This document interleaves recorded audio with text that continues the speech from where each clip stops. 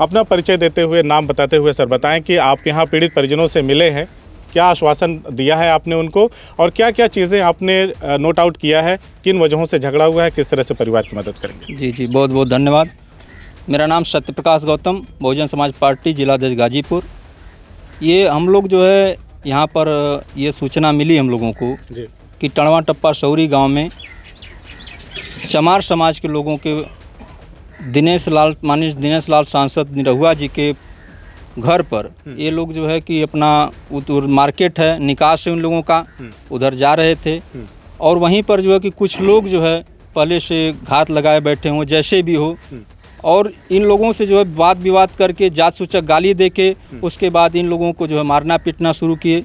मारने पीटने के बाद जो है इन लोग अपना बचाव करने का प्रयास किए, उसके बावजूद भी जो है कि इन लोगों को जो है कि छोड़ा नहीं गया जो है। और एक लड़का जो है बेचारा वो अभी जो है कि भर्ती है बनारस में, बाकी जो है कि महिलाओं को चोट लगी है और एक बच्ची को जो है कि अभद्र भाषा का प्रयोग किया गया है और जो कुछ युवा लड़कों को भी जो है कि काफ़ी चोटें आई हैं।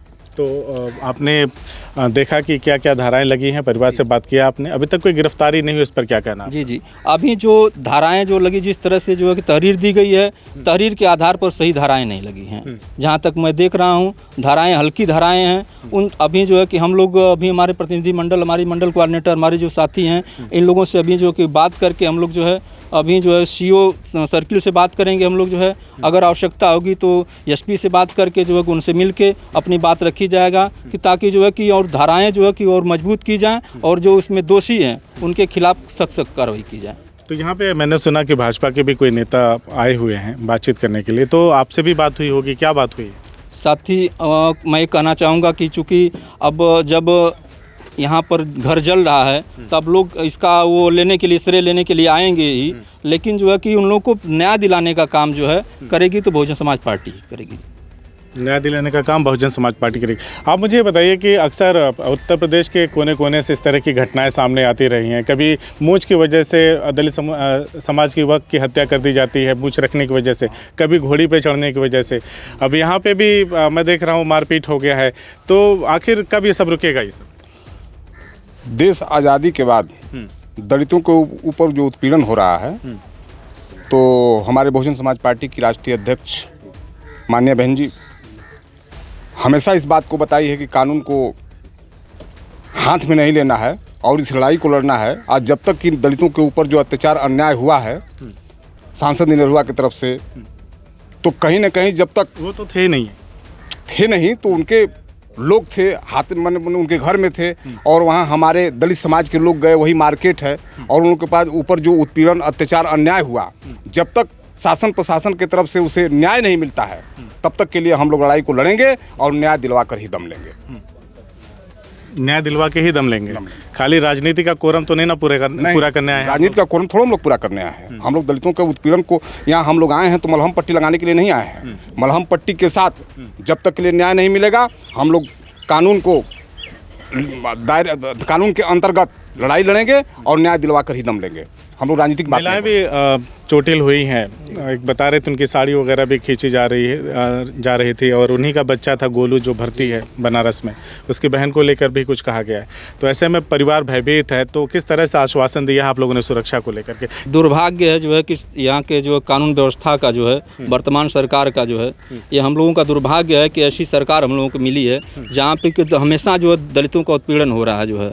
और साथ ही हम ये कहना चाहेंगे कि जिस तरह से जो है कि माननीय सांसद निरहुआ जी हैं, उनको तो जो है कि अगर उनके वो थे या नहीं थे तो वो तो जो जांच का विषय है, लेकिन अगर जो उनके घर के पास, आवास के पास अगर ये घटना हुई है तो उसको जो है संज्ञान में लेकर वास्तविक तरीके से जांच होनी चाहिए कि जो है कि जो क्या गलत है क्या सही है। और इस जो कुछ सक्षम है, जो सांसद हर तरह से धन बल में मजबूत है, उसके घर पर फोर्स उसकी सुरक्षा कर रही है। जो हमारा गरीब साथी है, जो मजबूर है, उसके घर पर जो है कि कोई सुरक्षा की व्यवस्था नहीं। हम लोग इसको अभी संज्ञान में ले रहे हैं, इस बात को लिए हैं। और अभी जो है कि अभी सीओ से मैं बात करने का प्रयास किया हूँ, सीओ का फ़ोन रिसीव नहीं हुआ है। और बाकी जो है कि अगर बात नहीं बन पाएगी तो फिर हम लोग जो है कि इस मामले को लेकर और आगे जाएंगे। दो बातें हो सकती हैं कि जैसे उनको भय हो दिनेश लाल यादव निरहुआ के घर वालों को, कि हो सकता है गांव के लोग कहीं हमारे ऊपर भी मारपीट ना कर दें, हमला ना कर दें, इस वजह से वहाँ पुलिस लगाई हो। लेकिन यहाँ भी तो लगनी चाहिए ना। यहाँ भी वही तो मैं बता रहा हूँ कि यहाँ तो और आवश्यक है जो है। यहाँ तो जो है कि यहाँ कोई घेरा नहीं, कोई जो बाउंड्री नहीं है, कोई अहाता नहीं है। यहाँ पर तो खुला मैदान, कभी भी किसी तरफ से कोई यहाँ हमला हो सकता है। इसलिए तो ज़्यादा सुरक्षा की जरूरत इस परिवार को, इन लोगों को जो है। आप लोगों की बात हुई है सांसद जी से, निरहुआ जी से बात हुई है कि इस मसले पे लेकर के उनका कोई स्पष्टीकरण? नहीं, निरहुआ जी सांसद से हम लोग कोई बात नहीं हुई। बड़ी शर्म की बात है यहाँ कि वहाँ पे फोर्स लगी, वो सांसद है बीजेपी के और हमारे समाज के चमार भाई लोग हैं। यहाँ एक भी पुलिस प्रशासन के लोग अब तक नहीं आए। ये बड़ी सोचने की बात है। हम लोग न्याय दिलाएंगे, कोशिश करेंगे। यहाँ से लेके शासन प्रशासन तक हम लोग कोशिश करेंगे। हमारा एक मिशन आंदोलन है, हमारे बहुजन समाज के साथी हैं लोग, हम लोग लेकर इस मामला को आगे तक जाएंगे।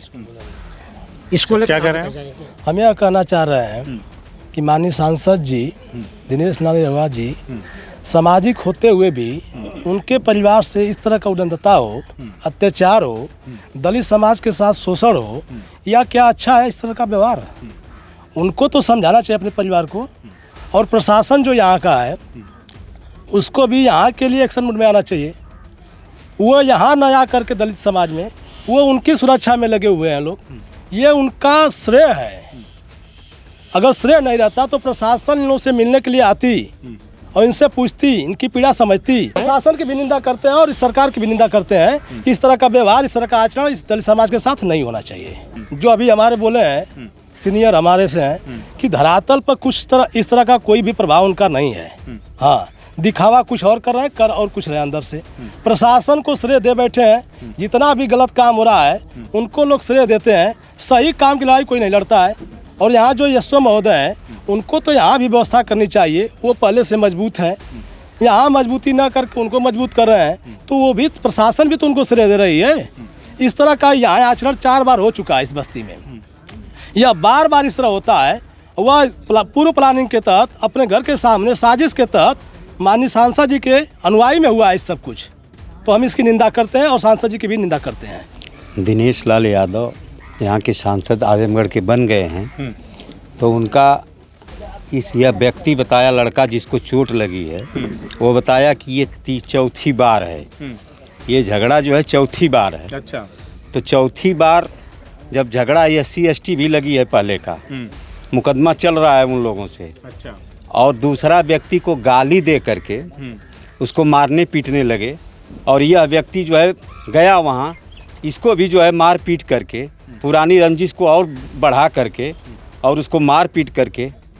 तो भय तो व्याप्त है कि भाई वो सांसद है।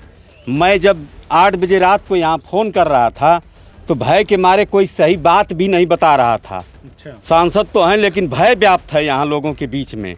तो इसकी जो है मैं कहूँगा प्रशासन से, प्रशासन जो है यहाँ इसको लगाना चाहिए, पुलिस को भेजना चाहिए, इनके घर भेजना चाहिए, लगाना चाहिए। अगर सुरक्षा की दृष्टि से अगर सांसद खुद फ़ोन करके अगर कहते SP को कि उनको भी व्यवस्था दे दीजिए पुलिस की, उनको कहना चाहिए। अगर चूँकि गांव की बात है तो उनको अगर ऐसा लेते, अगर वो मानते कि नहीं हमारे गांव के लोग हैं तो उनको मानना चाहिए। लेकिन ऐसा मानते नहीं हैं। अगर मानते नहीं हैं, अगर मानते तो ऐसा होता, लेकिन ऐसा है नहीं। हाथी के दांत तो दिखाने के लिए है, खाने के लिए कुछ और है। तो वही बात तो है इस समाज में। डंका केवल बजता है कि हम एकदम निष्पक्ष काम कर रहे हैं। कौन सा ऐसा काम है जो निष्पक्ष हुआ, बता दीजिए हमको पूरे जिले में। तो आप लोग को न्याय मिलने की उम्मीद है? बिल्कुल उम्मीद है, बिल्कुल उम्मीद है। लड़ाई लड़ेंगे आखिरी दम तक। जी, लड़ाई लड़ेगी जाएगी। लड़ने की बात है हमारी, हम लड़ाई लड़ेंगे। न्याय मिलना तो अब न मिलना, ये तो बात की बात है। लड़ाई लड़ेंगे आप? बिल्कुल लड़ेंगे। अगर न्याय यहाँ से नहीं मिलेगा तो हम लोग जो हाई कोर्ट, सुप्रीम कोर्ट तक भी, जहाँ तक आगे जाने की व्यवस्था होगी वो जाएंगे जो है। अच्छा, जी, इस परिवार को न्याय दिला के हम जिला प्रशासन न्याय नहीं दिला पाया। जी, तो आप लोग आगे भी जाएंगे, रास्ता अख्तियार करेंगे। जी।